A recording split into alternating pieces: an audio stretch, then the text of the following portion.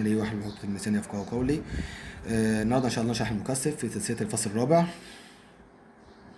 الجزء الثاني. المره اللي فاتت شرحنا الملف، ملف الحث اللي هو اكس ال، وقلنا شويه حاجات سريعه عليه. فالنهارده نشرح المكثف اللي هو اكس سي او مسميها مفاعله سعويه، اللي هي تقاس بالاوم، زيها زي الار وزيها زي الاكس ال بالظبط، مفيش فيها اي فرق. برضو بيساوي الاكس سي لها قانون خاص بيها اللي هي 1 على 2 باي اف سي، ودي العوامل اللي بتاثر في الاكس سي. اضافه لنقطه تانية ان الاكس سي بيساوي الفي برضو على الاي زي المقاومه، يعني اوم بيساوي الفي على الار، بس السي اللي هنا بتيجي من قانون الكيو بيساوي سي في. سي دي اسمها سعه المكثف، سعه المكثف تقاس بحاجه اسمها الفاراد اف يعني. والفي فرق جهد على المكثف او بين لوحين المكثف ايا كان اللفظ ممكن نقوله. كيو الشحنه على احد لوحي المكثف، عشان ما تقولش هو عاوز الكيو على اللوحين، لا هو على احد اللوحين.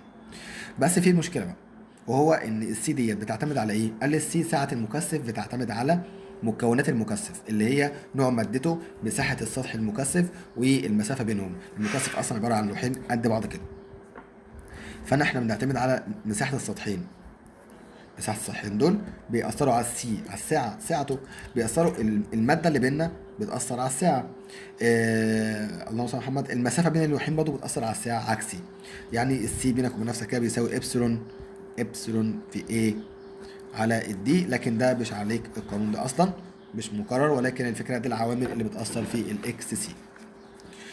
سوري، بتاثر في السي ساعه المكثف. يعني لو لك علاقه ما بين السي فوق والكيو تحت، لا مفيش علاقه بيننا. في تحت مفيش علاقه بيننا. اوكي تمام، هنكمل. المكثف بيعمل ايه؟ بيخزن طاقه كهربيه على هيئه مجال كهربي، مجال كهربي مش مجال مغناطيسي زي هناك، مما يؤخر الجهد عن التيار ب 90 درجه، يعني زاويه الطول بسالب 90. اما اجي ارسمها زي ما رسمنا هناك كده، ادي الاي في هنا، وادي الفي هو اللي تحت، الفي هو اللي تحت. لكن لو رسم بيانيه انت طبعا عارف هترسم ايه. لو افترضنا ان ده الاي فالفي هيكون تحته. طيب عندي المكثف بيكون الاثنين على التوازي. طيب نكمل. فاحنا طبعا قلنا ان العلاقه بين الاكس سي بتاخر الجهد، بتاخر ايه؟ الجهد عن التيار ب 90 درجه. يعني هتلاقي التيار هنا والجهد تحت منه، في تحت منه. اوكي بس كده تمام قوي. كان الموضوع بسيط لذيذ قوي.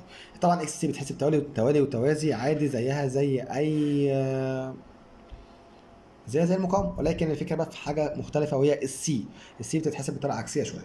يعني مثلا لما الاقي سي توازي مع سي وسي توازي بحسبهم توالي، لكن اكس سي واكس سي توازي بحسبهم توازي عادي زي هذه المقاومه. طيب يعني مثلا بعرف منها اكس سي ولا سي من الوحده، يعني 3 اوم توازي مع 6 اوم، دي اكس سي، يبقى اكس سي داش بيساوي ضربهم على جمعهم. طيب لكن لقيت سي 2 مايكرو فاراد، ايه فاراد ده؟ وحده قياس السي، ما هو السي هي وحده قياسها الفاراد. اوكي ولا لا؟ تمام. فلقيت مثلا 2 مايكرو فاراد توازي مع 6 مايكرو فاراد، لا دي سيهات يا باشا هنجمعهم. دول توازي، لا هجمعهم. السي بتتحسب بطريقه عكس بس. فكده السي داش بيساوي مجموعهم بس. سهل وجميل، سهل وجميل. بسم الله. نفس النظام في التوالي ونفس النظام في التوالي. سي 1 وسي 2، سي 1 وسي 2 دول توالي احسبهم توازي. طب اكس سي واكس سي 1 دول توالي، اكس سي بالاوم اكس سي بالاوم توالي، بحسبهم توالي عادي. ماشي. طيب في حته بقى مهمه بيحصل فيها لغط، وهو مش انا نعكس بقى كل حاجه، لا كل حاجه ثابته. يعني التيار ثابت في التوالي يبقى كيو ثابته في التوالي. يعني المكثف ده عنده كيو 1 والمكثف ده عنده كيو 2، يبقى كيو داش بيساوي كيو 1 زي كيو 2. لا سوري، الكيو ثابته في الاثنين، يعني كيو 1 وكيو 2 متساويين. فاهم؟ ثابت في التوالي، التيار ثابت في التوالي. طيب لكن الفي بيتجزأ على التوالي. يعني ده فرق جهده في 1، ده فرق جهده في 2، يبقى فرق جهد الكلي بيساوي في 1 زائد في 2. في التوازي نفس الحوار. التوازي الجهد ثابت، الكيو بيتجزأ بالقانون بتاعه دوت، اللي هو كيو فرع بيساوي سي نفس الفرع على مجموع سي للفرعين في الكيو داش. ده لو انت بتجزأ ارقام مش عارف تجزأها يعني الكيو طرد مع السي عامه، فالسي كبيره تاخد لها كيو كبيره. دي مهمه قوي عشان بيلعب عليها كتير، الحته دي بيلعب عليها كتير قوي قوي قوي بجد، حقيقي من قلبي. المهم يعني، وعندك فرق الجهد ثابت على التوازي. نخش بقى شويه تريكات كده، وهو المفروض يا مستر ان احنا نحل على الكلام ده. المفروض ان احنا نحل على الكلام ده، نوقف الفيديو ونجيب كتاب الوسام نحل منه. نبدا نحل شويه امثله من كتاب الوسام على الاكس سي علشان بس نثبت على المعلومه، ولكن دي مش كل حاجه، انت لازم تحل كتير بايدك عشان تثبت المعلومه برضه. فبسم الله قايلك تتعين ساعه المكثف اكس سي من العلاقه، اكيد يعني مش هنبص، يعني اكيد مش هنبص عليها باقي يعني. ماشي، مش باقي والله. ماشي. سؤال في مصر سنه 2021 في الدائره ليها دور اول يعني. عندك اكس سي واكس تي، فانا عاوز السي المفاعله السعويه الكليه في شكل 2، المنطقه السعويه الكليه في الشكل واحد. طب هسألك سؤال، هل الاف اتأثر في السي؟ لا لا لا لا لا لا، احنا قلنا السي بتعتمد على ايه؟ بتعتمد على مكونات المكثف، مالهاش علاقه بالاف ولا اكس سي ولا كيو ولا اي حاجه خالص، ده كينج في نفسه كده، كينج بتعتمد على مكونات المكثف بس.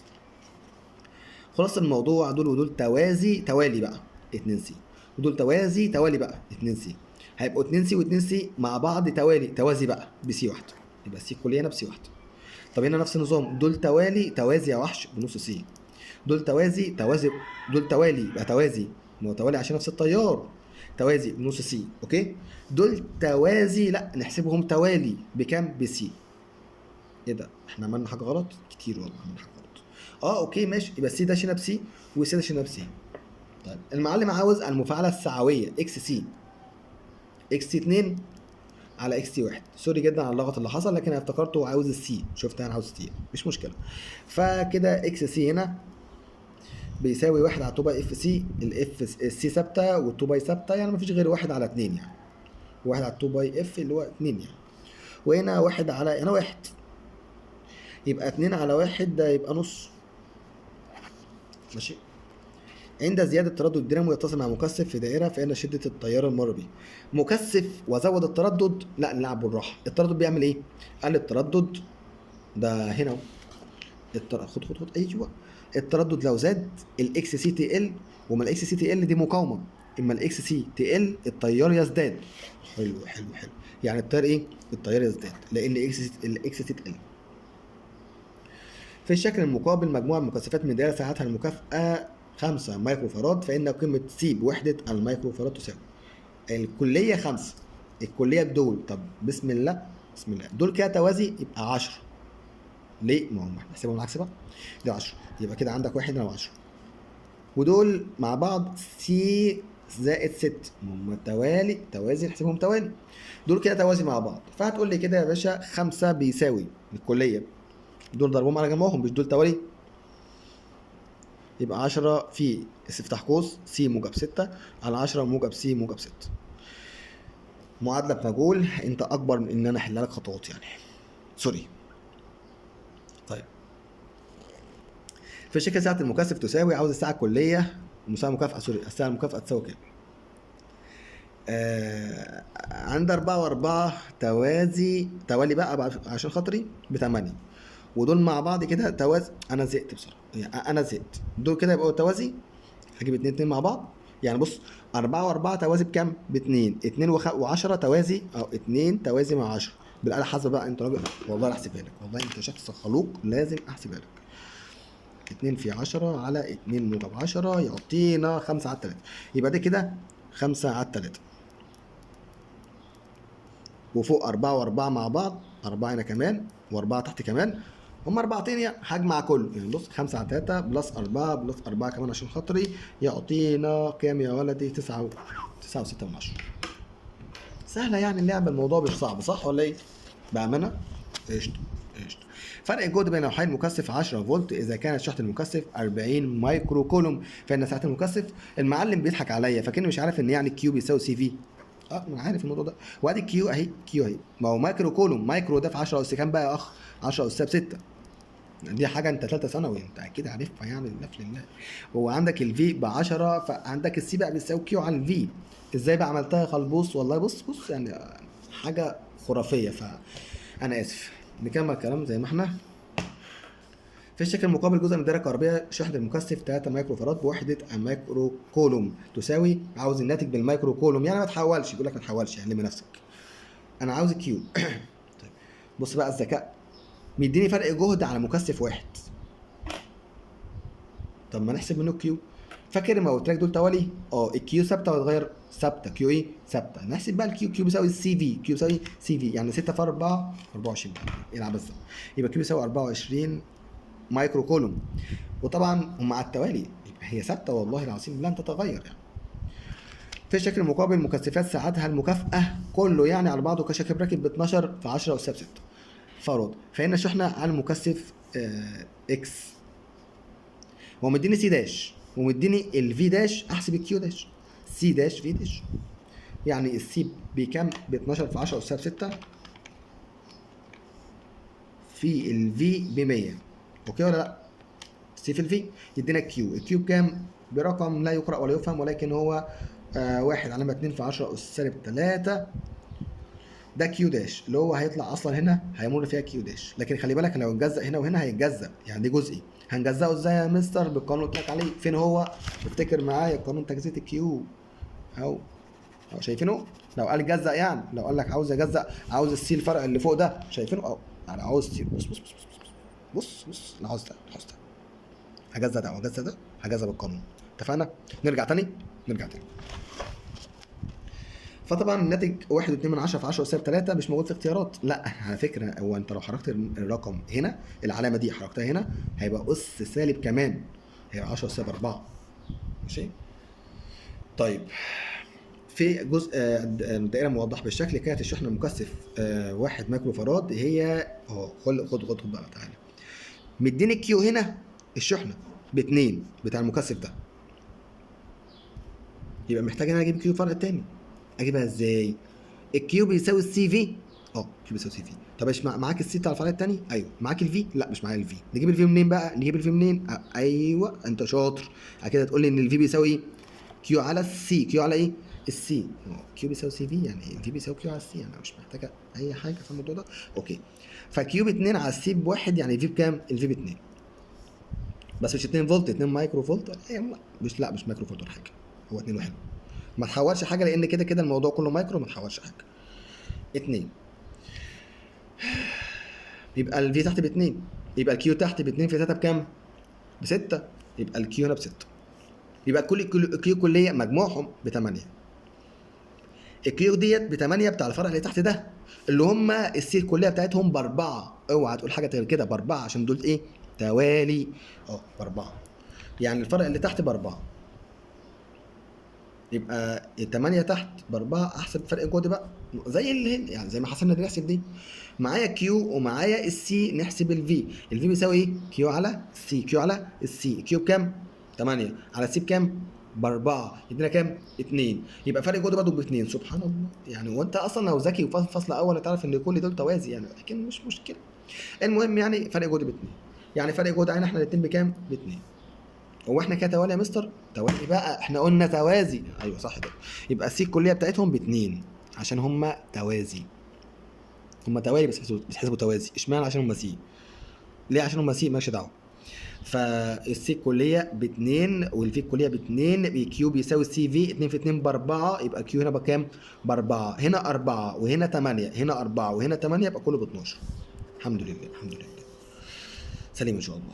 السودان عند توصيل مكثفين سي 1 وسي 2 معا على التوالي مع مصدر تيار كهربي مستمر، وكان السي 1 بيساوي 2 سي 2، فان مقدار فرق الجهد من حال المكثف سي 1 بيساوي بص بقى، بص يعني هو الفي الكيو بيساوي سي في،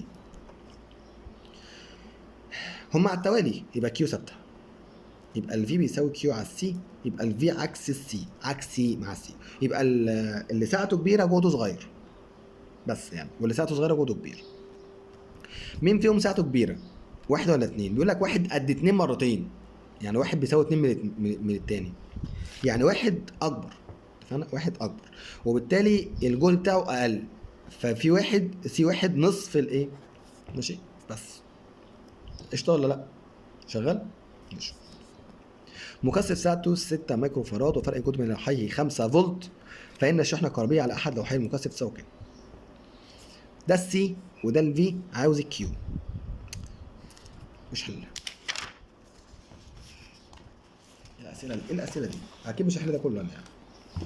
بقول لك ايه، انا حاسس الموضوع كده يطول والفيديو هيطول معانا. بص انت تحلوا اسئله كيو واكس سي، واللي واقف معاه حاجه ممكن يبعت لي. ممكن بقى نصور سؤالين كده على الاكس ال يعني كنوع من المراجعه. السؤال ده يلا عاجبني مش مشكله، شغال اهوت.